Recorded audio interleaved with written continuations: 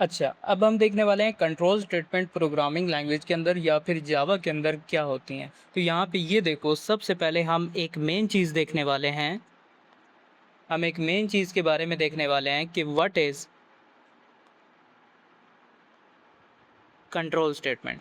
तो यहाँ पे ये देखो, कंट्रोल स्टेटमेंट हमारे पास वो होती हैं जो कि आपके प्रोग्राम के फ्लो को कंट्रोल कर सकती हैं। ठीक है, दोबारा से देखो, कंट्रोल स्टेटमेंट हमारे पास वो होती हैं जो कि आपके प्रोग्राम के फ्लो को कंट्रोल कर सकते हैं। तो सबसे पहले इधर देखो, हमारे पास फॉर एग्जांपल ये आपके प्रोग्राम का कोई भी फ्लो है, तो एक स्पेसिफिक लाइन पे आप क्या लगाना चाहते हैं, यहाँ पर कंडीशन लगाना चाहते हैं। तो उस चीज़ के लिए आप क्या कर सकते हैं, आप कंट्रोल स्टेटमेंट को यूज़ कर सकते हैं। एक और एग्जांपल देखो, अगर मैं ये चाहता हूँ कि 1 से लेके 2000 तक मैं नंबर को यहाँ पर प्रिंट कराना चाहता हूँ, तो आप इस तरह से नहीं करोगे कि हर एक नंबर के लिए यहाँ पे system dot out dot print L N लगाओगे। ठीक है, तो उसके लिए भी मैं क्या करूँगा, कंट्रोल स्टेटमेंट को यूज़ करूँगा। ठीक है, अब कंट्रोल स्टेटमेंट की हमारे पास मल्टीपल टाइप्स आते हैं और इस वीडियो के अंदर हम एक टाइप को डिस्कस करने वाले हैं। यहाँ पे देखो, सबसे पहले जो हमारे पास टाइप आती है, डेट इज़ सिलेक्शन स्टेटमेंट। ठीक है, सिलेक्शन स्टेटमेंट हमारे पास फर्स्ट इसकी टाइप आती है। सेकंड हमारे पास जो आती है, लूपिंग स्टेटमेंट। ठीक है, इसको मैं आइटरेटिव भी कहता हूँ, आइटरेटिव स्टेटमेंट भी कहता हूँ मैं। थर्ड हमारे पास जो आती है वो हमारे पास आती है जी, जंप स्टेटमेंट। ठीक है, तो ये मल्टीपल 3 टाइप की हमारे पास कंट्रोल स्टेटमेंट होती हैं। अब इसके अंदर डिफरेंट कैटेगरीज हमारे पास मौजूद होती हैं। फर्स्ट अगर हम बात करें तो यहाँ पर एक चीज़ इफ़ मौजूद होती है। उसके बाद अगर हम देखें तो इसी का कॉम्बिनेशन बनता है इफ़ एल्स के साथ। अगर मेरे पास इफ़ एग्जीक्यूट नहीं होता, वो वाली कंडीशन मेरे पास फॉल्स हो जाती है, तो वो एल्स पार्ट के अंदर चला जाता। उसके बाद मेरे पास इफ़ एल्स इफ़ एक और केस बनता है। उसके बाद नेस्टेड इफ़ मेरे पास होता है। उसके बाद जो लास्ट में होता है वो मेरे पास होता है जी, स्विच केस। ठीक है, ये एक मेरे पास स्टेटमेंट होती है। ये सारी की सारी चीज़ें आती हैं सिलेक्शन स्टेटमेंट के अंदर। अब हम बात करते हैं सेकंड वाले की, लूपिंग स्टेटमेंट की। तो इसके अंदर जो मेरे पास फर्स्ट चीज़ आती है, फॉर लूप। ठीक है, फिर हमारे पास आता है व्हाइल लूप। फिर हमारे पास आता है जी, डू व्हाइल लूप। और लास्ट में जो हमारे पास आता है, फॉर ईच लूप। ठीक है, तो ये हमारे पास मोस्टली जो होता है फॉर ईच लूप हमारे पास यूज़ होता है कलेक्शन के केस में। ठीक है, ये चीज़ ध्यान में रखनी है। फिर हमारे पास आता है जी, जंप स्टेटमेंट, और उसके अंदर हमारे पास आते हैं जी, ब्रेक स्टेटमेंट हो गई, कंटिन्यू स्टेटमेंट हो गई। तो ये सारी की सारी चीज़ें आती हैं जंप स्टेटमेंट के अंदर। आज जो हम बात करने वाले हैं वो हम करेंगे इफ़ के बारे में, इफ़ एल्स के बारे में, और इफ़ एल्स इफ़ के बारे में, नेस्टेड इफ़ के बारे में, और स्विच हम नेक्स्ट वीडियो के अंदर बात करेंगे, जिसके अंदर हम एक प्रोजेक्ट बनाएंगे और उससे हमें स्विच की अच्छी समझ आ जाएगी। यहाँ पर सबसे पहले एक एग्ज़ाम्पल देखो, हम लेते हैं बैंक की एग्ज़ाम्पल। बैंक की एग्ज़ाम्पल कैसे लेते हैं, यहाँ पर अगर आपका बैंक बैलेंस, यहाँ पर मैं ये कंडीशन लगाना चाहता हूँ, अगर आपका बैंक बैलेंस 2000 है, तब आप उसको विड्रॉ कर सको, अदरवाइज़ आप उसको विड्रॉ ना कर सको। यहाँ पे ये देखो, तो मैं इसको किस तरह से प्रोग्रामेटिकली सिलेक्शन स्टेटमेंट से यहाँ पर इसको कंट्रोल करूँगा। तो यहाँ पर ये देखो, मैं क्या करता हूँ, इफ़ सबसे पहले मुझे क्या करना पड़ेगा, ऊपर यहाँ पर एक वेरिएबल बनाना पड़ेगा। तो वेरिएबल मेरे पास किस टाइप का होगा, यहाँ पर long balance is equal to 200। ठीक है, ये एक वेरिएबल मैंने बना दिया। यहाँ पर मैं कहता हूँ बैलेंस अगर मेरे पास ग्रेटर है, ठीक है, अगर बैलेंस ग्रेटर है 2000 से, तब क्या करो, इस ब्लॉक के अंदर आ जाओ, वरना एल्स पार्ट के अंदर चले जाना। ठीक है, तो ये चीज़ मेरे पास आ जाती है। अब यहाँ पर ये देखो, ये जो चीज़ है ये कहलाती है ब्लॉक। ठीक है, ये किसका ब्लॉक है? इफ़ का ब्लॉक है। और ये मेरे पास जो ब्लॉक है ये अनदर ब्लॉक है। ठीक है, ये जो ब्रेसेस होती हैं इसको मैं कहता हूँ ब्लॉक। ठीक है, अब इसके अंदर मैं कुछ स्पेसिफिक कंडीशन लगा दूंगा कि आप विड्रॉ कर सकते हो, और विड्रॉ का जो लॉजिक होगा वो इसके अंदर मौजूद होगा।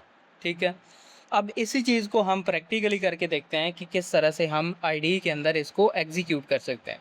यहाँ पे ये देखो, मैं क्या करता हूँ, एक लॉन्ग वेरिएबल मैंने बना दिया, यहाँ पर लॉन्ग वेरिएबल बना दिया, और इसका जो नाम होगा वो मैंने रख दिया बैलेंस।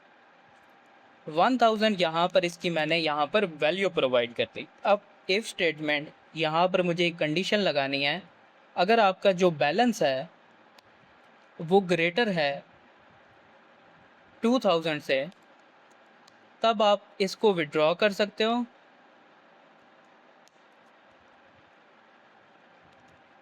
नाउ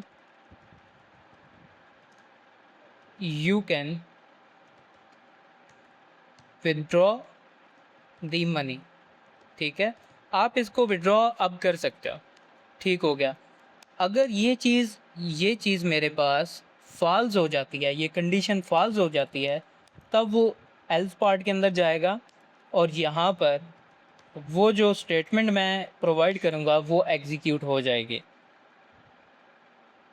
मैं यहाँ पर प्रोवाइड कर देता हूँ, योर बैलेंस इज़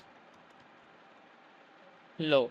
ठीक है, तो एक चीज़ आपको यहाँ पर समझ आ गई होगी कि इफ़ के अंदर मैं कंडीशन एक प्रोवाइड करता हूँ, अगर वो कंडीशन ट्रू हो जाती है तो वो इस ब्लॉक के अंदर चला जाता है, अगर वो कंडीशन फॉल्स होती है तब हमारे पास एल्स पार्ट होता है, वो एग्जीक्यूट होता है।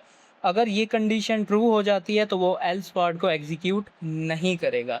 तो हम क्या करते हैं, राइट क्लिक करते हैं यहाँ पर जावा एप्लीकेशन, और ये देखो बैलेंस हमारे पास लो हो चुका है। ठीक है, तो एल्स पार्ट हमारे पास एग्जीक्यूट हुआ है।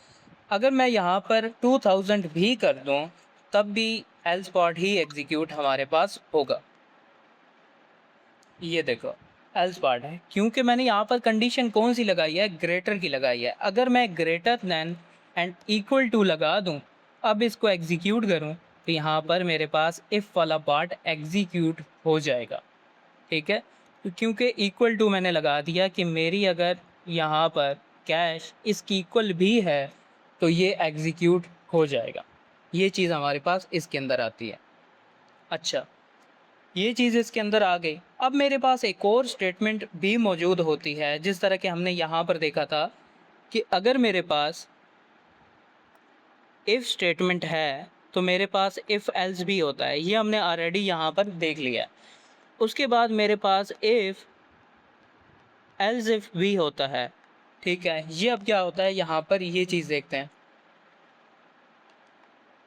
इधर आओ और यहाँ पर देखो एल्स इफ, और अगर मैं एल्स इफ यहाँ पर प्रोवाइड करता हूँ तो यहाँ पर एक कंडीशन भी मैं प्रोवाइड कर सकता हूँ। अगर मेरे पास बैलेंस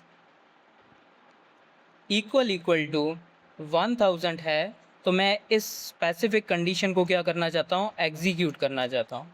ठीक है, 1000 के केस में कोई भी मैं यहाँ पर स्टेटमेंट को एग्जीक्यूट करना चाहता हूँ, तो ये स्टेटमेंट मैं यहाँ पर प्रोवाइड कर दूँगा, और एल्स पार्ट मेरे पास यहाँ पर आ जाएगा। अब आपने नोट किया है कि मेरे पास इफ़ स्टेटमेंट आ गई, एल्स इफ़ आ गई, और एल्स पार्ट मेरे पास यहाँ पर आ चुका है। इफ़ यहाँ पर इस वजह से एग्जीक्यूट होगी अगर ये ट्रू हो जाता है, अगर इफ़ एग्जीक्यूट नहीं होता तो एल्स इफ में आएगा। यहाँ पर इस कंडीशन को चेक करेगा, अगर ये कंडीशन ट्रू हो जाती है तो ये एग्जीक्यूट कर देगा, अगर ये कंडीशन फॉल्स हो जाती है तो वो एल्स पार्ट के अंदर चला जाएगा। ये मेरे पास चीज़ होती है। अब एक और चीज़ होती है नेस्टेड इफ स्टेटमेंट। अब इस चीज़ का क्या मतलब होता है, फॉर एग्जांपल मैंने यहाँ पर इफ स्टेटमेंट लगाई, और यहाँ पर मैंने क्या किया, यहाँ पर एक स्ट्रिंग वेरिएबल ले लिया, और यहाँ पर जेंडर इज़ इक्वल टू मैंने यहाँ पर मेल प्रोवाइड कर दिया। ठीक है, अब यहाँ पर ये क्या करता है, जेंडर इज़ इक्वल टू, अगर वो मेल है तो वो इसके अंदर, इस ब्लॉक के अंदर आएगा। इस ब्लॉक के अंदर जब आएगा तो यहाँ पर कॉमा प्रोवाइड कर दो। इसके अंदर भी मैं चेक करूँगा कि अगर इस ब्लॉक के अंदर आ चुका है तो एक और कंडीशन भी एग्जीक्यूट होनी चाहिए कि इसकी जो एज है वो ग्रेटर होनी चाहिए 18 से। ठीक है, हमारे पास बिजनेस के अंदर ये भी चीज़ होती है कि इफ़ के अंदर एक और एग्जीक्यूशन मुझे करनी है, एक और कंडीशन मुझे चेक करनी है। तो and age age is equal to, मैंने यहाँ पे 12 प्रोवाइड कर दिया। अब यहाँ पे केस देखो होगा क्या, यहाँ पर एल्स पार्ट भी प्रोवाइड कर दो। अगर मैं नहीं करूँगा तो वैसे भी इफ स्टेटमेंट एग्जीक्यूट नहीं होगी तो कुछ भी प्रिंट नहीं होगा। अब मेरे पास जेंडर क्या है, यहाँ पर चेक होगा। जेंडर मेरे पास क्या है, मेल। ये जो मेरे पास ब्लॉक है ये ट्रू हो चुका है, फिर ये इसके अंदर आएगा। अब एज देखो यहाँ पर क्या है, 12 है। तो मेरे पास एज अगर 12 है तो ये चेक करेगा क्या एज मेरे पास 12 है, नहीं। यहाँ पर ये 12 तो है लेकिन ये 18 से कम है, ग्रेटर होनी चाहिए। तो ये ब्लॉक मेरे पास एग्जीक्यूट नहीं होगा, तो एल्स पार्ट यहाँ पर एग्जीक्यूट हो जाएगा। तो ये होती है हमारे पास कंट्रोल स्टेटमेंट, और कंट्रोल स्टेटमेंट के अंदर हमारे पास सिलेक्शन स्टेटमेंट होती है। तो दोबारा से हम रिवाइज कर लेते हैं। आज हमने क्या देखा, सबसे पहले हमारे पास यहाँ पर हमने देखा कि हमारे पास इफ़ स्टेटमेंट होती है। ठीक है, सबसे पहले हमने देखा इफ़ स्टेटमेंट, फिर हमने यहाँ पर देखा इफ़ एल्स स्टेटमेंट, फिर हमने देखा इफ़ एल्स इफ़ स्टेटमेंट। अब यहाँ पे देखो एक ही कंडीशन होती है, अगर वो एग्जीक्यूट होता है तो ठीक है, वरना कुछ भी प्रिंट नहीं होगा अगर वो फॉल्स हो जाती है। हमने फिर देखा इफ़ एल्स स्टेटमेंट, अगर इफ़ का केस ट्रू हो जाता है तो वो एग्जीक्यूट होगा, अगर फॉल्स हो जाता है तो एल्स का पार्ट एग्जीक्यूट हो जाता है। फिर हमने देखा इफ़ एल्स इफ़ स्टेटमेंट, अगर मेरे पास, मैं इफ़ के अंदर क्या प्रोवाइड करता हूँ, कंडीशन प्रोवाइड करता हूँ, लेकिन एल्स पार्ट के अंदर कोई भी कंडीशन नहीं होती थी। अगर एल्स पार्ट के अंदर भी मुझे कोई कंडीशन प्रोवाइड करनी है तो एल्स इफ़ का मैं यूज़ करता हूँ, इसके अंदर भी कुछ स्पेसिफिक कंडीशन प्रोवाइड कर देता हूँ। अगर वो ट्रू हो जाती है तो ये पार्ट एग्जीक्यूट हो जाएगा। फिर हमने देखा कि नेस्टेड इफ, ये हमने देखा कि एक पार्ट के अंदर, फॉर एग्जांपल मेरी कोई इफ स्टेटमेंट है वो ट्रू हो जाती है, लेकिन कुछ और कंडीशन भी मैंने चेक करनी है कि ये अगर कंडीशन ट्रू होती है लेकिन उसके अंदर ये कंडीशन भी होनी चाहिए। फॉर एग्जांपल जिस तरह के हमने देखा कि अगर जेंडर मेरे पास इज़ इक्वल टू मेल है, ये तो कंडीशन मेरे पास अगर ट्रू हो जाती है ठीक है, लेकिन उसके अंदर मुझे एक और चीज़ भी चेक करनी है कि उसका जो उसकी जो एज होगी वो हमारे पास ग्रेटर दैन 18 होनी चाहिए। तो ये हमारे पास नेस्टेड इफ आता है, और प्रोग्रामिंग के अंदर ये सारी की सारी चीज़ें यूज़ होती हैं। नेक्स्ट वीडियो के अंदर हम एक प्रोजेक्ट करेंगे जिसके अंदर हम स्विच को समझेंगे कि स्विच हमारे पास सिलेक्शन स्टेटमेंट के अंदर किस तरह से यूज़ होता है। Thank you.